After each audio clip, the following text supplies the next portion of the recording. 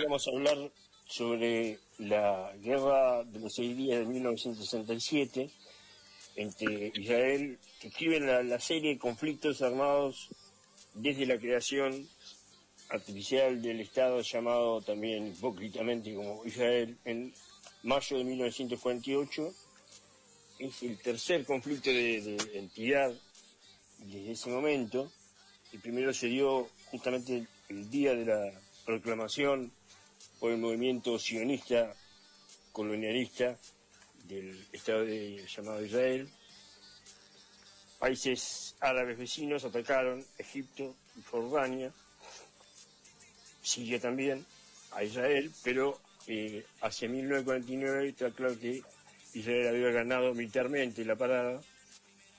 aunque Egipto retuvo el control de la Franja de Gaza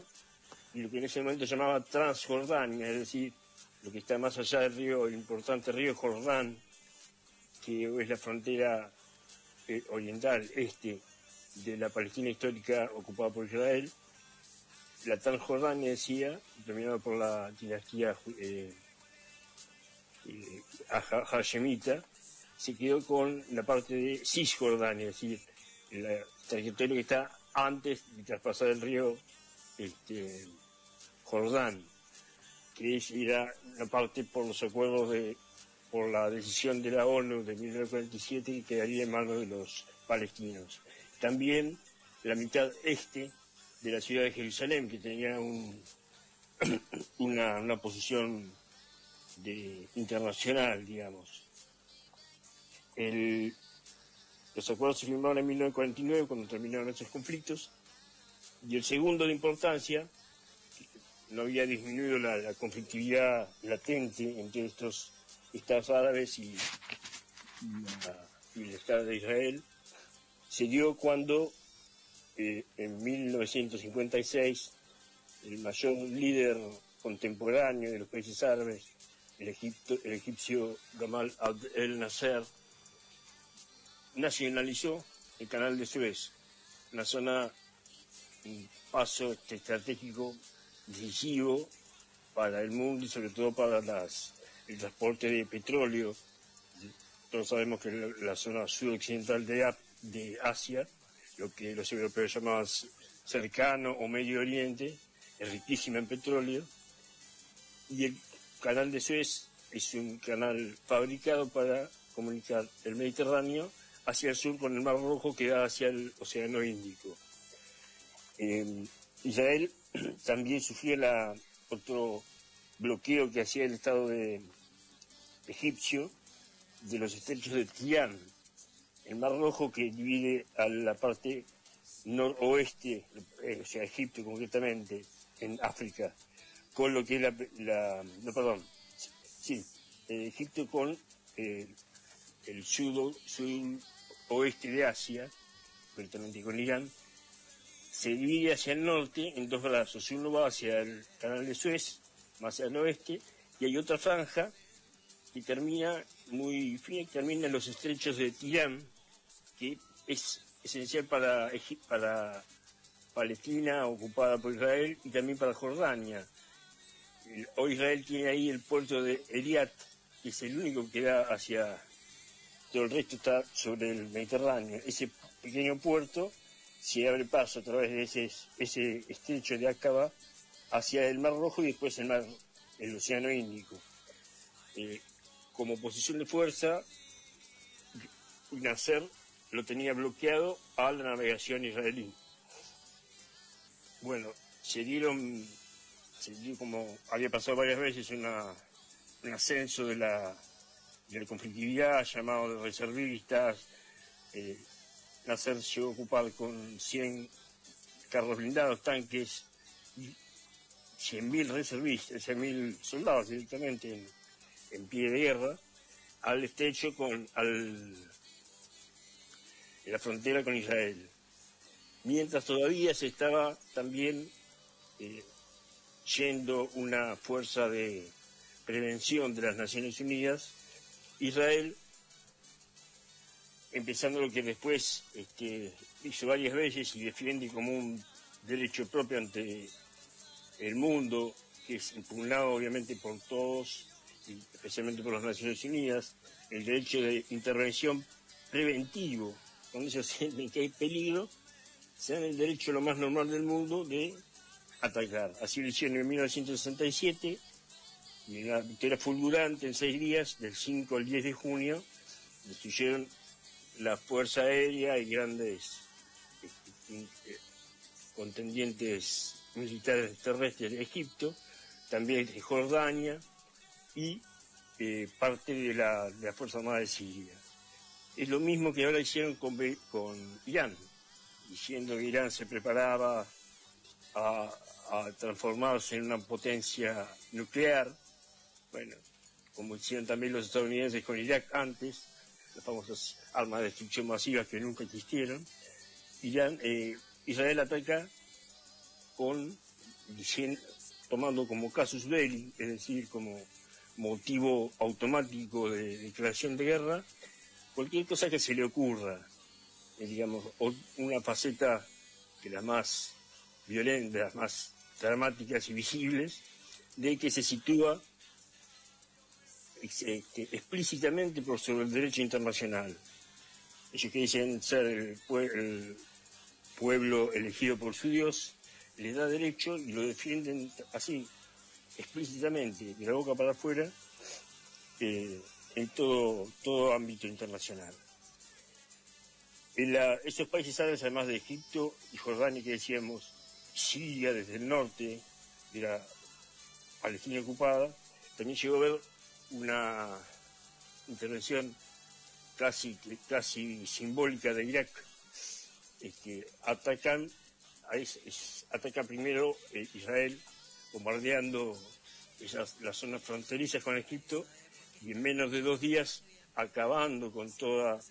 potencialidad de ataque o de defensa aérea de este país árabe.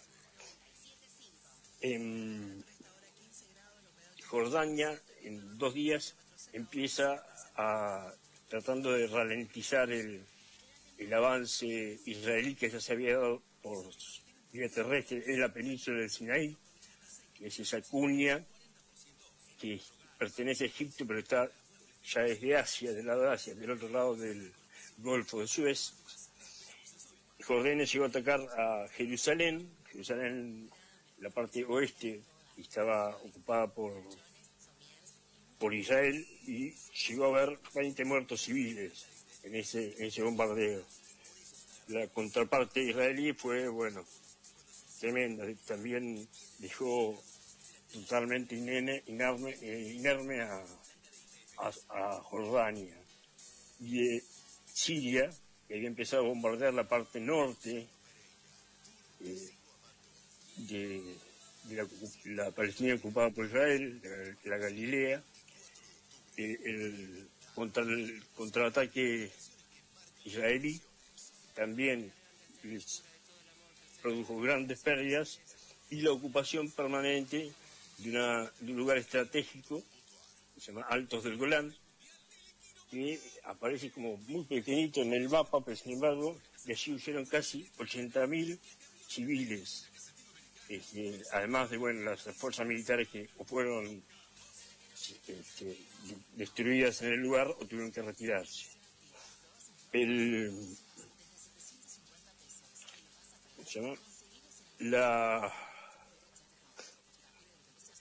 Lo que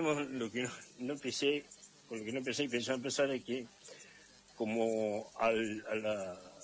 en paralelo desde la fundación del Estado de Israel el 15 de mayo de 1948 es recordada cada 15 de mayo por los palestinos con el nombre de Nakba, que quiere decir catástrofe, lo que nos lleva a decir todos nosotros que es ya el Estado, el pueblo de los palestinos y palestinas, hace más de 3/4 de siglo que lleva en Nakba, en catástrofe continua. Las consecuencias de la guerra de 1967 fueron llamadas la Naksa, con ese. Naksa quiere decir vuelta atrás, revés, porque lo que trajo esa guerra fue el principio de una cruel y feroz ocupación militar de la Franja de Gaza,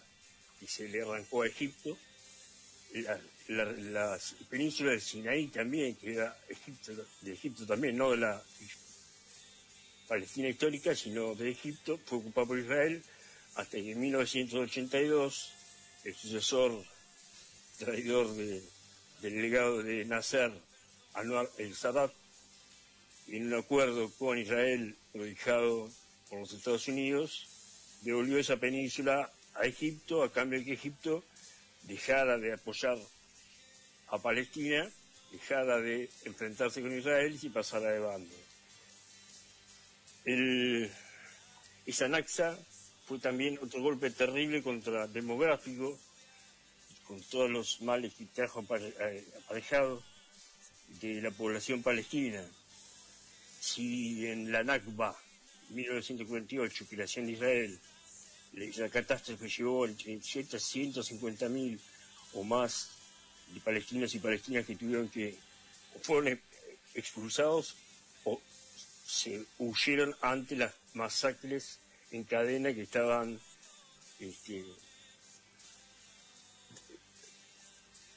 haciendo estallar sobre la cabeza de aldeas y ciudades palestinas las fuerzas terroristas directamente, como el Estatuto era el Consejo de Sindicatos supuestamente socialistas que organizó la creación del Estado de Israel. Las fuerzas directamente terroristas, que luego se unificaron en llamadas Fuerzas de Autodefensa, otra nueva mentira, hipocresía israelí, que son el ejército israelí. Ahora, en la Nakba de 1967, en el desorden de la mezcla de guerra internacional con represión interna, con expulsión, entre 280.000 y 400.000 ciudadanos y ciudadanas palestinas tuvieron que escaparse. La mitad de ellas había sido ya desplazada internamente con la Nakba de 1948. Ahora, la Nakba de 1967, por eso es tan importante, casi como la primera Nakba, tuvieron que irse del país, y aunque la ONU declaró que era su derecho volver a sus hogares y sus tierras, el Estado colonial sirio-nazi declaró así también tranquilamente que habían perdido todo posible derecho sobre lo que habían perdido. Esta es más o menos las consecuencias geográficas, demográficas, políticas, moral en la resistencia palestina, que siempre siguió sin dar un paso atrás, pero sufrió duros golpes. Se dice que fue, para terminar, el mayor reordenamiento de esa zona del sudoeste asiático y la península del Sinaí, desde los acuerdos de Sykes-Picot, entre el Imperio Británico y Francia, en plena Primera Guerra Mundial, cuando ya se veía que el Imperio Otomano iba a caer derrotado, y después de varios siglos iba a terminar de desmembrarse ese Imperio turco. Ese acuerdo franco-británico repartió las zonas de influencia, como se decía en ese momento, casi colonias. Palestina quedó del lado de los británicos. Y ahí